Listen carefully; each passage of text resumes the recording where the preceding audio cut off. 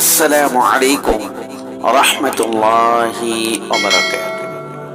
সম্মানিত উপস্থিতি মণ্ডলী, আজ আমরা আরেকটি বিষয়ে কথা বলতে যাচ্ছি। আরেকটি বিষয় নিয়ে আরেকটি ভিডিও নিয়ে উপস্থিত হচ্ছি আপনাদের মাঝে। তা হচ্ছে মাথা ব্যথা দূর করার আমল। তো মাথা ব্যথা দূর করার জন্য কোরআনিক একটি আমল।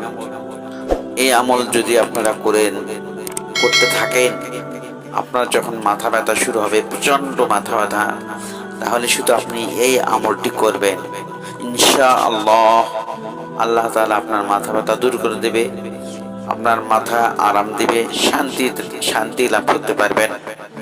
বিশ্বাস রাখতে হবে, ইয়াকিন রাখতে হবে, কারণ আল্লাহ তাআলার আয়াতে কখনো মিথ্যা হয় না, বিফলে যায় না। ইয়াকিন বিশ্বাস রেখে যদি আপনি আমল করতে পারেন, তাহলে অবশ্যই আপনার আমল কাজে দিবে। নয়তো বিশ্বাস না থাকলে আপনার কোনো কাজেই আসবে না।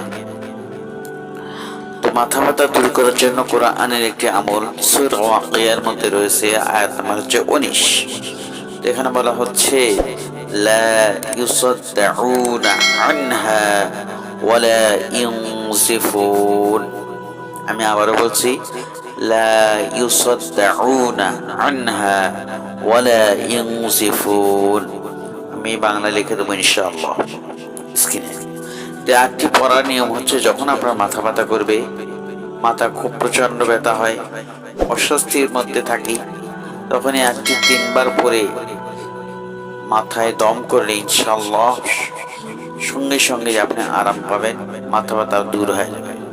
তো এই আটটি পরে হাতে ফু দিয়ে মাথায় আপনি করবেন, মানে দুই হাত।